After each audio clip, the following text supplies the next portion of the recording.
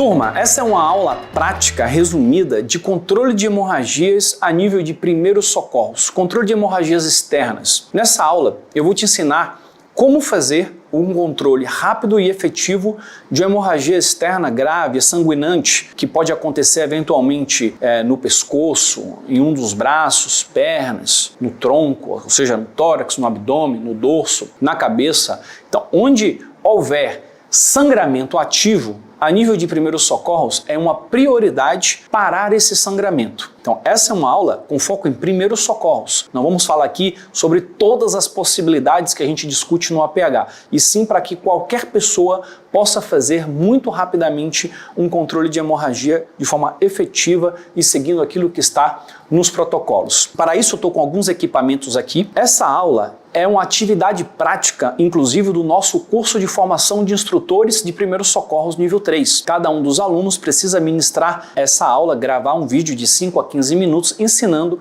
como fazer o controle de hemorragia. Então esse vídeo, além de aproveitar para te ensinar as técnicas, também serve como exemplo para que os nossos alunos possam também gravar os seus vídeos posteriormente. Estou aqui com alguns equipamentos. Aqui tem um simulador que pode simular aqui um membro superior, por exemplo. Trata-se aqui de um macarrão de piscina, algo bem simples, fácil de ser construído. Aqui nós temos um simulador um pouco mais sofisticado, feito pelo Rodrigo do Quero Simuladores, mostrando aqui 2 ferimentos. E aqui também pelo Rodrigo uma caixinha onde a gente pode treinar o preenchimento de feridas. Você não precisa necessariamente ter esses simuladores no início para você ministrar ou gravar esse vídeo. Você pode fazer isso, por exemplo, utilizando um macarrão de piscina e progressivamente, no decorrer do seu desenvolvimento como instrutor, você pode adquirir materiais como esses. Então nós temos aqui alguns equipamentos, materiais que podem ajudar no controle de hemorragia. Aqui nós temos um pacotinho de gaze, aqui nós temos uma compressa cirúrgica, aqui nós temos diferentes tipos de ataduras de crepom, aqui nós temos uma bandagem chamada de bandagem israelense, que é um equipamento um pouco mais específico, uma própria camisa, um pano limpo a nível de primeiros socorros pode ser útil, e também existem torniquetes de extremidades. E aí eu vou ensinar para vocês como a gente faz a pressão direta, preenchimento de feridas, um curativo compressivo e um torniquete de extremidade. Lembrando que esse vídeo ele tem entre 5 e 15 minutos no máximo. Bom, caso exista uma hemorragia ativa num sítio como esse aqui, e eu não tenho um kit de primeiros socorros, eu posso utilizar uma camisa, algum pano limpo, fazer aqui uma pressão em cima do local do ferimento e manter essa pressão no local, caso seja um sangramento importante, até a chegada do suporte avançado ou suporte básico, até a chegada do SAMU. Então é importante que no caso de uma hemorragia muito grave, que seja acionado o serviço móvel de atendimento pré-hospitalar e que o socorrista fique aqui mantendo essa pressão contínua. Caso seja algum local que não exista a possibilidade da chegada do serviço de APH móvel, essa vítima precisa ser transportada para um hospital, mantendo a pressão o tempo todo. Essa mesma pressão ela pode ser feita caso você tenha algum kit de primeiros socorros. Então imagine que aqui eu tenho um pacotinho aqui de gás como esse, eu posso dobrar, aplicar no sítio do sangramento e fazer a pressão para parar esse sangramento. Aí você vai colocar a quantidade que você julgar necessária, dependendo do tamanho do ferimento. Isso pode ser feito também utilizando aqui uma atadura de crepom. Eu vou desdobrar ela um pouquinho assim, até fazer esse pequeno chumaço que eu posso apoiar aqui em cima, e aí depois, com o restante, fazendo ponto de pressão, mantenho a pressão aqui no local. Isso aqui é mais um exemplo, uma forma de fazer a pressão direta. Outra forma está aqui, uma própria compressa cirúrgica, onde eu vou fazer também um ponto de pressão. Isso é muito importante para a gente poder manter essa pressão e parar esse sangramento. Existem alguns equipamentos que têm um agente hemostático, ou seja, uma gaze como essa, que é embedada de um agente hemostático que ajuda a fazer esse sangramento parar mais rápido. Mas é importante manter essa pressão até a chegada do socorro. Eu não posso, no caso de hemorragia externa grave, de vez em quando tirar para ver se parou, porque esse paciente vai poder continuar sangrando e ele não pode continuar perdendo sangue. Caso exista um ferimento penetrante, um ferimento assim mais profundo, como é o caso desse ferimento aqui, é importante que você faça o preenchimento desse ferimento. Então, isso não pode ser feito se for um ferimento no tórax, se for um ferimento no abdômen, porque a cavidade torácica e a cavidade abdominal são muito grandes e a gente não vai conseguir fazer o preenchimento. Mas um ferimento, por exemplo, na região da coxa, um ferimento aqui no mais profundo em região de braço, alguma região como essa, por exemplo, aqui nessa região aqui do pescoço, eu posso fazer da seguinte forma: eu vou introduzir aqui, e o ideal é que isso seja feito com equipamentos específicos, especificamente desenvolvido para preenchimento, como por exemplo gases em Z-folds, né, que tem um formato de Z que a gente pode ir preenchendo, e algumas delas inclusive embedadas de agente hemostático. Uma vez que eu preenchi, que eu vejo que não cabe mais, que toda a cavidade está preenchida, eu faço a mesma coisa que eu aprendi na pressão direta. Finalizo de desenrolar aqui até fazer esse pontinho de pressão e vou fazer esse ponto de pressão por cima. Ou seja, fiz o preenchimento da cavidade e faço a pressão por cima, e assim eu estou fazendo uma pressão em 360 graus ali em todo o ferimento, em toda a cavidade que pode estar tendo vários pontos de sangramento. Dessa forma, nós aprendemos aqui a fazer duas técnicas: pressão direta e um preenchimento de ferida, que pode ser a primeira opção. A não ser que você já perceba algum sangramento muito grave em um dos membros, você já pode começar, caso você tenha um kit de primeiros socorros, você já pode começar imediatamente utilizando um torniquete de extremidades.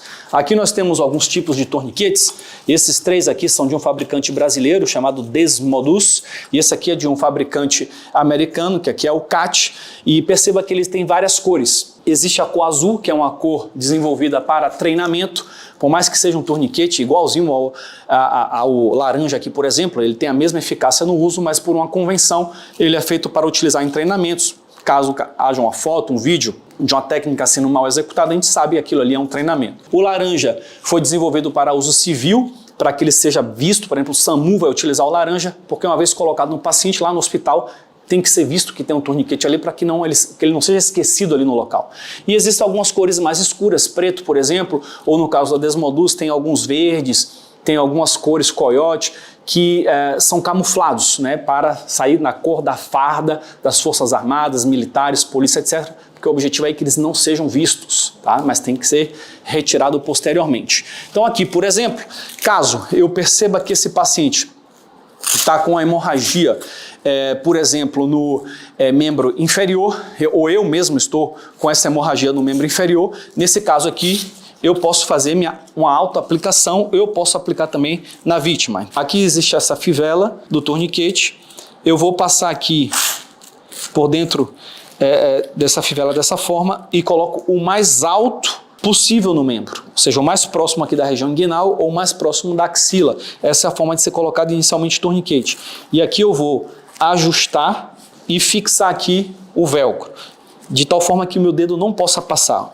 Uma vez feito isso, eu vou pegar aqui o molinete e vou girar esse molinete, e aí ele vai pressionar esse torniquete no meu membro até parar a minha hemorragia, ou seja, ele vai ter que interromper o fluxo arterial. Feito isso, ele vai ser aqui fixado dessa forma. É importante aqui, todo torniquete, ele tem um local para escrever o horário.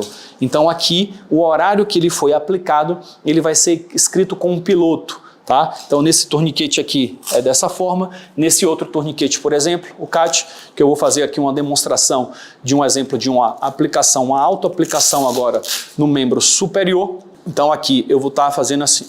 Posicionei, imagine que eu esteja aqui com a hemorragia no meu membro superior. Posicionei aqui, torniquete, o mais alto e apertado possível, e aí puxo aqui para mim. Se eu estivesse aplicando numa vítima, eu iria puxar para o lado externo. Puxo aqui com o meu outro braço, ajusto bem no corpo, faço o ajuste e fixo aqui o velcro. Uma vez fixado o velcro, eu vou girar o meu molinete até parar essa hemorragia, ok, o máximo que der, e aí no final eu vou terminar de passar ele aqui para ele não ficar solto dessa forma. Posso fazer, por exemplo, assim, e aí eu tenho aqui esse fechamento do time e aqui eu escrevo o horário. Aqui eu fiz uma demonstração de autoaplicação em membro inferior com Desmodus e fiz um exemplo de uma autoaplicação em membro superior com um CAT.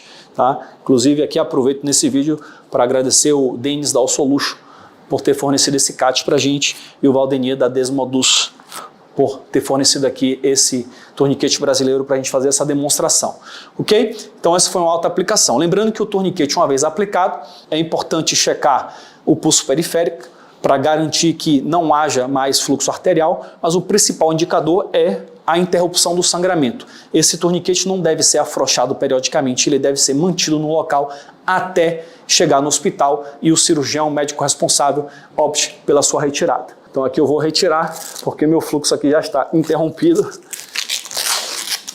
Portanto, aqui está a técnica de torniquete de extremidade, lembrando que pode ser a primeira opção no caso de uma hemorragia exsanguinante em membros. Bom, por fim, a última técnica que eu gostaria de mostrar para vocês aqui é a técnica do curativo compressivo. Imagine você que eu estava com um sangramento aqui nessa minha coxa. Eu fiz lá aquela técnica de pressão direta. Então lembra que você tem que manter a técnica de pressão